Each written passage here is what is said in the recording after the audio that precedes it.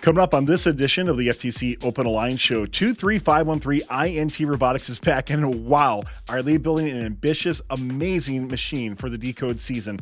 Custom Swerve, dual intake going on the robot, some really cool stuff with their shooter, and we're going to showcase some testing they're doing as well too, but also some great stuff on the software side, utilizing a turret mode with their sword drive, some more about their sensor implementation, odometry, and just a lot of great stuff we're going to dive into. So check out their progress for the DECODE season coming up here on the FTC Open Alliance Show. This video on fun is brought to you by our viewers, supporters, members, and also in partnership with the following. AndyMark is your one-stop shop for all things FTC. Teams who are looking for inspiration in DECODE can check out AndyMark's Robotics Core Kit and FTC Starter Bot, which are designed with usability and accessibility in mind. And check out some of their new components suitable for any FTC robot. Head on over to AndyMark.com to find solutions that fit your team. True competitors know that every second counts. That's why Kettering University challenges you to dive in right away as a first-year student. Participating in robotics programs helps Kettering students secure a valuable co-op. Whatever your interests, Kettering gives you more space to work faster and win faster. Learn more at kettering.edu/first. Joining us on the FTC Open Alliance Show is 23513 I.N.T. Robotics, coming in out of New York. They have so many cool things to talk about today, and I can't wait to dive right into it. So for a couple of you, welcome back. A couple new people as well, too. Why don't you reintroduce yourselves? Let us know what you do on the team, and we're going to hop right into all the cool stuff you have going on. Hello, my name is Ellen. I'm in mechanical and electrical. I'm Tyler, and I'm the lead programmer of I.N.T. I'm Billy, and I'm the lead mechanical of I.N.T. Hi, I'm Rachel, and I do mechanical as well as electrical. So to start off, I'll be giving you guys an overview of the master sketch of the robot. So as shown on the screen, this is our master sketch, and we started our master sketch with a side view because that's we figured that's what we're gonna be deciding everything on. So it may be looking a little complicated, but there's actually all important aspects shown. So first is the ramps for the intake/indexer. So there's two main states of the ramp, where the first top state is when the ball is being pushed up into the indexer up here, and the second state is when the ball is being intaked, and so it'll flatten out when the ball is rolling in. So that is the side view, and then these two are our intake rollers. These two are the indexer that changes the path of the ball, and then these two small wheels here are to hold the ball before passing off to the shooter on top, and the rest of the sketches represents the structure. And then after we had the side view, we fleshed out the top view, and the top view here, as you can see, it models all the Swerve modules on each corner, so we can know the space, how much it takes up, and the middle here is how much space the indexer will take up from the side view, and then the rectangle here represents, which is mirrored on both top and bottom because we have intake on both sides, is how much space the intake roller will be taking up. So that is our master sketch, and then all of our mechanisms are based on this master sketch, so everything will be in place as we want to on the master sketch. And then this is our robot, where the intakes are on both sides, and then there's the indexer, and then the entire structure as well as the Swerve. We'll be going into more detail. Yeah, I was gonna say, I'd love to just hear more about like why you chose this route and stuff. So as we break down each one of these mechanisms, give me a little bit more on like, hey, why do we go this route? Because this is super impressive so far. We'll be going more into detail on why we have the intake on both sides, but we decide to match the colors of the balls that we thought. We started off with like we should have a storage unit, we should have like an thing that outputs the ball on the other side, but then we might as well have an intake on both sides. So that's how we kind of got to shape of the robot. Sure. We'll be going into details now. Okay, so now we'll be going in depth into the Swerve modules. So we decided to go with custom Swerve modules. The main reason why we chose this instead of doing mechanism wheels like the year before is because we realized that while we're scoring, shooting in the zone, we realized that we want to be able to do the X, like crossing the Swerve modules, so that if other robots decide to push us in the scoring zone, we would want to stay in place to have reliable and accurate scoring. And we also debated between whether we want to have 2 differential Swerve modules or 4 different on different in each corner. We stuck to the Swerve module with a motor for the drive and pivot for with a servo in order to have the reliable X across we want. Okay, so to go in with a Swerve module, we looked at many different Swerve modules in the past, including FTC and FRC. And the main aspects that we want to emphasize is that we want to maximize the wheel size in order to have as much contact to the ground as possible. And we try to use all at least custom parts as possible. So all the parts are 3D printed or got it from GoBuilder and many other common vendors. And one upgrade that we want to emphasize for the Swerve module is to make sure that it has enough strength to push to not get pushed around by other robots, and to make sure we have enough torque, which is why we had custom pulleys along with a long wrap around the pulleys with idlers in order to maximize the contact the belt has with the pulley. And next we want to move on to the drivetrain structure. And Ellen, if I can ask, were there any major sacrifices that your team had to make going from Mecanum to Swerve this year in terms of either packaging or motor usage or anything like that? Yes, we did. Went through many challenges going with a custom Swerve. Obviously, since it's our first time and first time trying Swerve, we had to also make sure the size fits within the robot. And one challenge was to make sure that we had enough motors and servos for other mechanisms, since it takes up 4 motors and 4 servos. And additionally, we want to make sure that it's as compact as possible so that we have space for other mechanisms. So for instance, in between the drivetrain on the side, so the indexer will be in the middle. In this one corner of the spot, we'll have the telescoping arm climber, which is why we had to have enough space in the middle, which is why it took many iterations. If you see the branches, there's many iterations of different placements of the servos in the middle or the top to arrange all the different components so that it's as minimized and compact as possible. So to move on with the drivetrain structure, since we want the balls to pass from underneath, we had the overall main rectangular structure with the channels and gussets near the top, and they'll be reinforced with many gussets that will be pocketed for lightweightness. And then to move on, next we'll talk about the intake.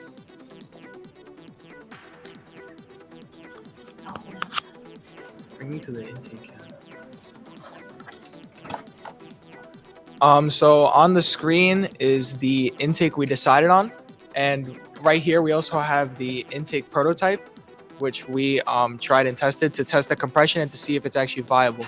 So the intake was heavily inspired by Vex Robotics, because we saw during Robot in 30 Hours actually that many Vex teams use rubber bands to actually intake wiffle balls, just like we are in this game. So we decided to go for a rubber band, and with testing it, it actually does grab the ball. And a lot of us come from FRC, and one of our favorite FRC teams, Citrus Circuits, they always say, touch it, you own it, right?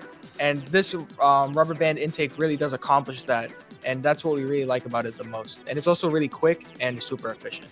I love that you're able to take inspiration from multiple different programs too, because you're right. In Vex for pushback, for example, we do see a lot of teams utilizing rubber band intakes and stuff too. So really cool with that. And obviously, Citrus, Touch It, Own It is a fantastic team to take inspiration from. Really cool. Yeah, and then one last thing to touch on for the intake is that it is on both sides.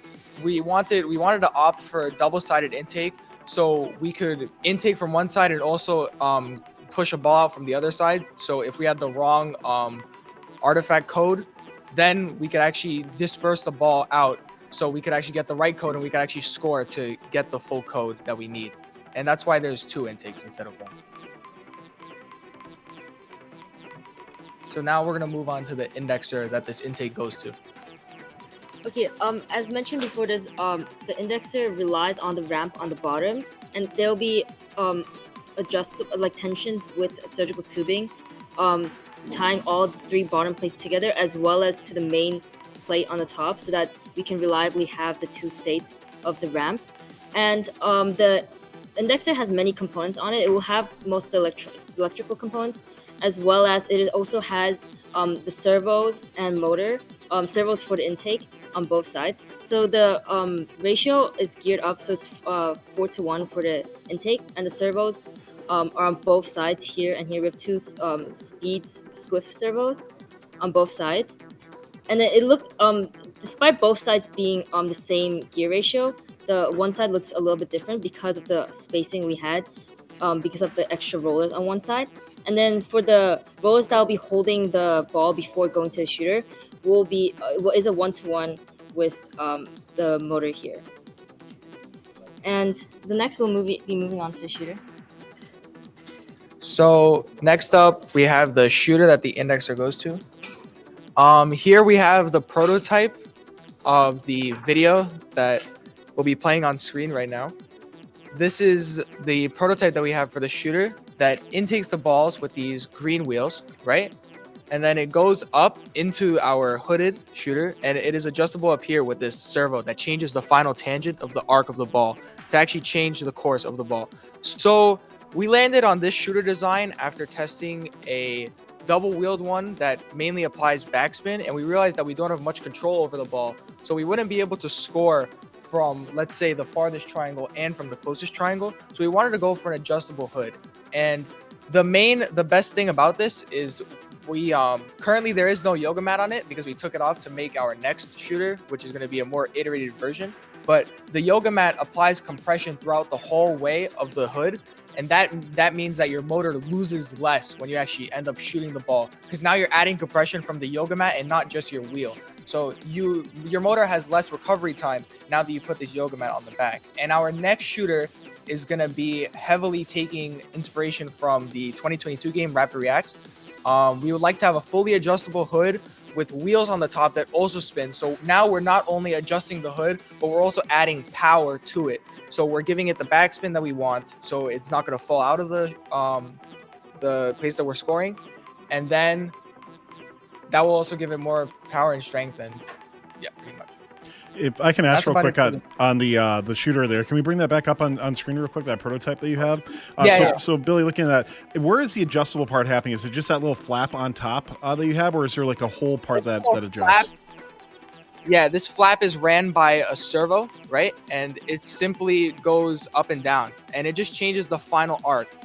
And it's really effective for what we wanted to do, because we didn't want to pivot the whole hood at first, but we decided that in order to pivot the entire hood, if we want a wheel to be running at the end of the hood, we would also have to pivot the whole hood. So that's how we ended up with the new design that is currently being worked on. No, I'm delighted you all went that way. I think so many teams are trying to be a little too overly complex sometimes with an adjustable hood, and I think the way that you're approaching it is a great way to go about that too. So I'm glad we were able to showcase that a bit more. Cool stuff, guys. Okay, so now we are going to move on to the final mechanism, the climber. So First has done a really good job with designing a really hard climb this year, and it took a lot of thinking to come to our current solution that we came to. The first solution was originally going to be this scissor lift idea that we had to climb over the other robot and then be able to drive over them. But then we realized the biggest hindrance of this design would be that you wouldn't be able to climb over an 18 by 18 inch robot. So that's how we got to the new current design. So the new climber design will be using, shout out Offset, we're going to be using their telescoping arm to push up. And then we're going to be pushing up on pretty much an aluminum plate, right? And then on that aluminum plate, there's going to be a seesaw mechanism, right? And the seesaw will be held up slightly with torsion springers, even surgical tubing. So it's slightly held up at an angle, so to speak. So we have the plate that you're climbing on, which is flat, and then you have an angled plate. So now the robot, our Alliance, can drive onto us, right?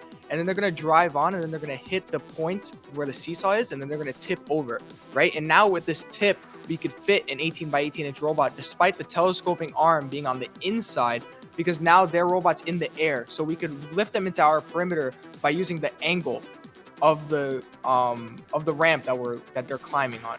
And that's how the whole climb is going to work. So originally your team was looking at doing like a scissor lift, if I remember correctly, right? Looking on your OA block. Yeah, so what made you change from going scissor to this design instead?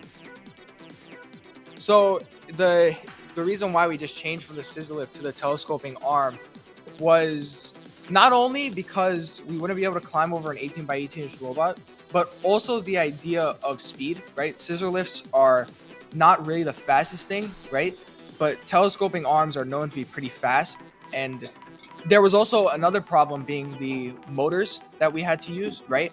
due to the amount of motors that the Swerve uses, the limitations of the axon, the servos on the Swerve too, we had to try and limit our motor usage everywhere else. So we ended up with one motor to climb, right? And the telescoping arm fit that need perfectly, because then that whole actuation of the arm going up is just one motor only.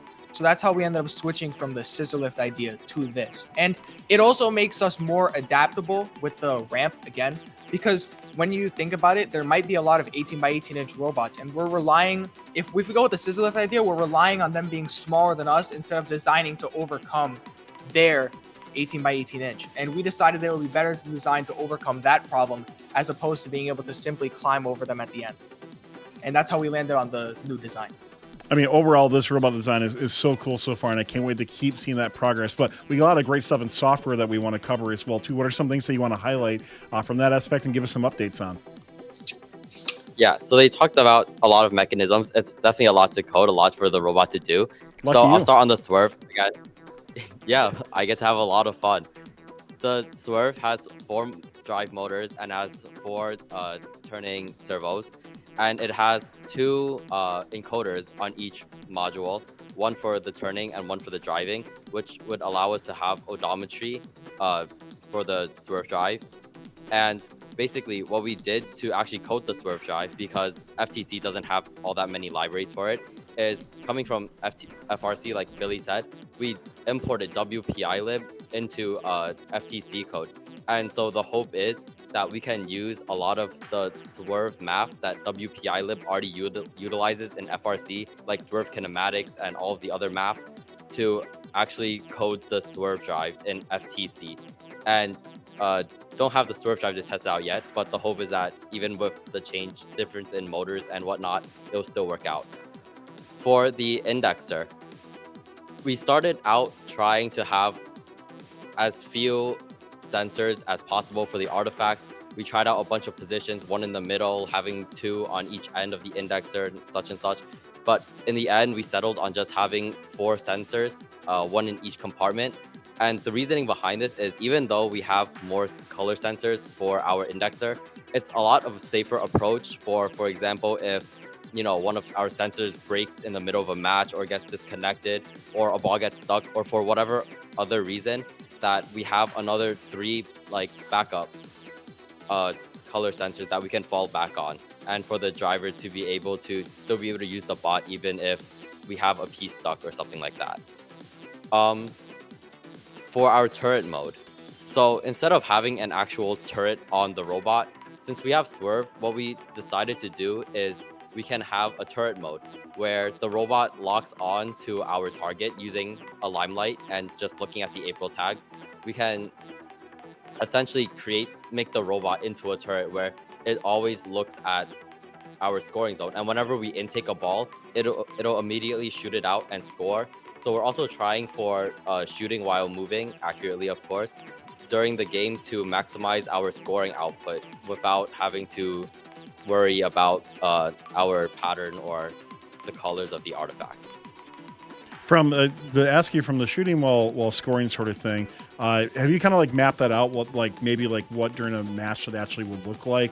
Because you think about from an accuracy standpoint, you're right. Because if you get bumped by another team or things move, do you think it would be better off just to stay put and fire your shots really quickly? Or I guess what's the main advantage to shooting while moving at the same time in that aspect?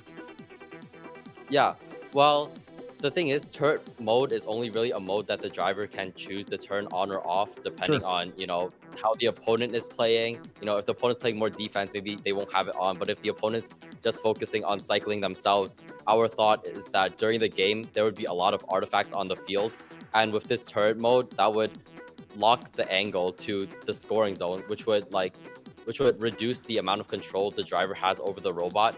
It would also increase our scoring drastically if we're able to shoot while moving and, in our mind, be constantly intaking artifacts. And another thing on the turret mode and the defense idea in the match, that's another reason why we ended up landing on the Swerve, due to the usage of X mode. If we go into X mode while we're shooting, then it's going to be really hard for another robot to push us out of the way while we're shooting. So we're gonna have a very stable shot, which is another big reason as to why we went with Swerve in the first place, because we knew that defense might be pretty prevalent in this game. And Mechanim is very prone to being pushed around, but Swerve, even when you're not in X mode, it's gonna be very hard to push on Mechanim. And when you're in X mode, it's hard to push even with another Swerve, as seen in FRC. So that's really why we came to this conclusion of the Swerve modules too. I'm glad you guys thought that all that through. That totally makes sense to me. Anything else you guys want to highlight or cover on your robot or progress at all? We have our updates on the Open Alliance on Chief Delphi, so we'll have our we'll make further posts based on our prototypes and versions for Swerve.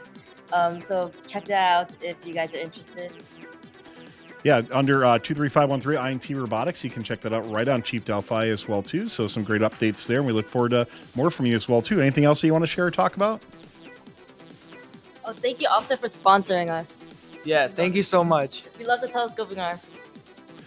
So we wish 23513 I.N.T Robotics, thank you so much for telling us more about that. I mean, what awesome progress you all are making. I think even last year I go back and I think about a lot of cool, ambitious stuff from your team, and I can't wait to see it come to fruition. And I know your team's going to do a great job with that. So best of luck the rest of the way through, and make sure you keep an eye out on their build blog as they continue their season. Good luck, everybody. Thank you so much. Thank you.